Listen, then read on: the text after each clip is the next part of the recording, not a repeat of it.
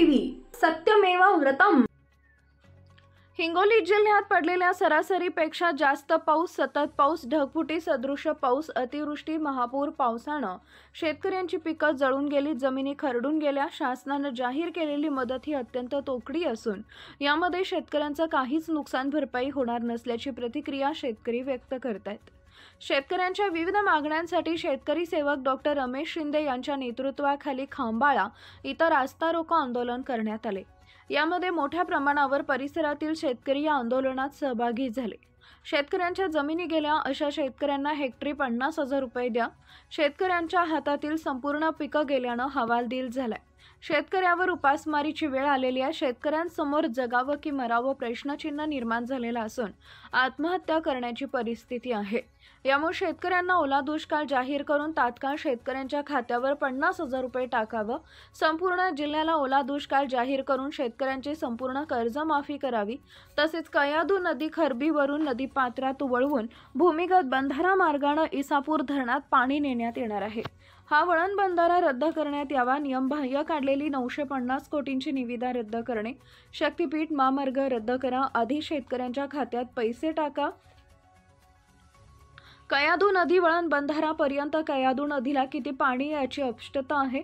शासनाला चुकीची माहिती पुरवून पाणी उपलब्ध प्रमाणपत्र चुकीचं घेतलेलं आहे। संपूर्ण कर्जमाफी करणे, ओला दुष्काळ जाहीर करणे, शेतकऱ्यांच्या खात्यात तात्काळ 50,000 रुपये टाकणे, कयाधू नदीवरील झालेली चुकीची निविदा 950 कोटींची तात्काळ रद्द करणे, 5 मागणीसाठी रास्ता रोको आंदोलन करण्यात आले। शेतकरी या आंदोलनाचं नेतृत्व शेतकरी सेवक रमेश शिंदे पाटील यांनी केले। तर या आंदोलनात माजी खासदार शिवाजी माने, एकनाथ शिंदे पाटील, माधव कोरडेसह मोठ्या प्रमाणावर शेतकरी उपस्थित होते। विशेष म्हणजे महिला आंदोलकांची उपस्थिती लक्षणीय होती।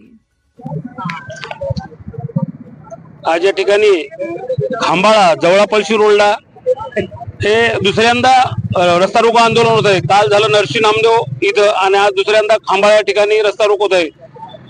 शासनाला आम्हाला एक विनंती करायची आहे की नदीकाठचे सगळे शेत खरडून गेलेत, सोयाबीनला मोड आलेत आणि होता नव्हत्या त्या शेंगा पूर्ण आता त्या नदीकाठच्या वाहून गेल्यात। मला वाटतं आता एकरी 1-1.5 पोतं होते की नाही आणि ते सुद्धा कोंब आलेलं। तुम्ही सांगा, आता दीपावली जवळ आलेली आहे आणि त्या दीपावलीच्या या सोयाबीनच्या भरोश्यावर आमची लेकराबाळाची दीपावली असते, बहिणीची दीपावली असते। तुम्ही सांगा आता ही दीपावली साजरी करायची कशी? आणि तुम्ही 5,900 रुपये देतो म्हणतात दीपावली पूर्वी। तुम्ही सांगा 5,900 रुपये तुमचे दीपावलीला पुरणार आहेत का? आम्हाला एकरी कमीत कमी 6 ते 8 पोते सोयाबीन होतं आणि त्या भरोश्यावर आम्ही दीपावली साजरी करत होतो आणि तुम्ही आम्हाला 5,900 रुपये देऊन आम्हाला काय लाजवता का काय? त्यापेक्षा तुम्ही राजीनामे द्या। तुमच्या अवस्था तुम्ही सांगा, आता शेजारच्या राज्यामध्ये 50,000 हेक्टरी द्यायलेत आणि आम्हाला का नाही? म्हणजे तुम्ही जाणून बुजून आमची शेतकऱ्याची पिळवणूक करता। पण आम्ही एवढ्यावर थांबणार नाही। खरबी बंधारा असो की इथला सोयाबीनचा प्रश्न असो, आम्हाला जर हेक्टरी 50,000 रुपये नाही दिले तर रमेश शिंदे यांच्या माध्यमातून आम्ही रस्त्यावर उतरल्याशिवाय राहणार नाही। हे तरी एक टेलर आहे, पिक्चर अभी बाकी आहे।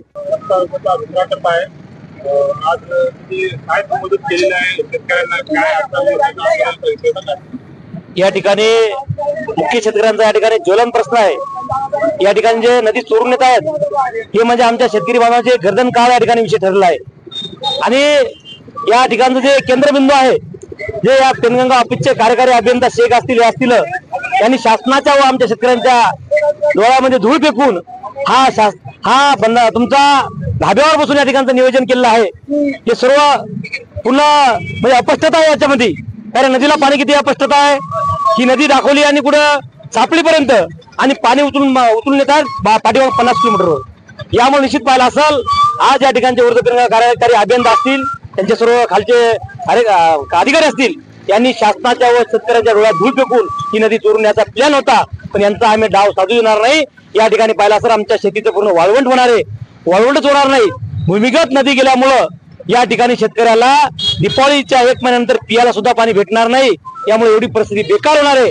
म्हणून आम्ही हा डाव साधू देणार नाही, हे आम्ही होऊ देणार नाही। या ठिकाणी तुम्हाला ते पाहतो, आज 1 महिन्यापासून या ठिकाणी बोंबलत आहे। माझ्या रमेश शिंदे या ठिकाणी आहुती देईल, जीव देईल, पण पाणी नेऊ देणार नाही। या ठिकाणचा शेतकरी सुद्धा तो सांगतो आम्ही रक्ताचे 5 सांगतील, पण या ठिकाणी आम्ही रुमणे घेऊन या ठिकाणी तुम्हाला कुठलेही काम होऊ देणार नाही। कारण पूर्ण हा नियमित काम आहे। या ठिकाणचं काम या ठिकाणी निश्चित आम्ही होऊ देणार नाही, ही आमची मुख्य मागणी होती। आणि दुसरा विषय होता आज शेतकरी पूर्ण गावाला म्हणजे पूर्ण अतिशय परेशान झालेला आहे. आज शेतकरी पाहिला असेल हवालदिन झालेला आहे. शेतकऱ्यांनी आकारधोनी कोणा लाख टाकले, कोण 50,000, कोण 1000 रुपये टाकले, 1000 रुपये टाकले आणि आज शेतकऱ्यावर काही राहिलेलं नाही.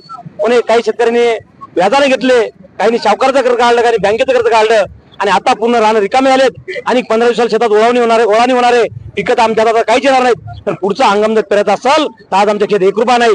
म्हणून शासनाला सांगतो, शासन थट्टा करू नका, शासन मायबाप या ठिकाणी थट्टा करू नका. तुम्ही आंध्र आणि बैरात सोन किती तिघे मुख्यमंत्री उपमुख्यमंत्री घेऊ नका. या ठिकाणी बाजूच्या राज्यामध्ये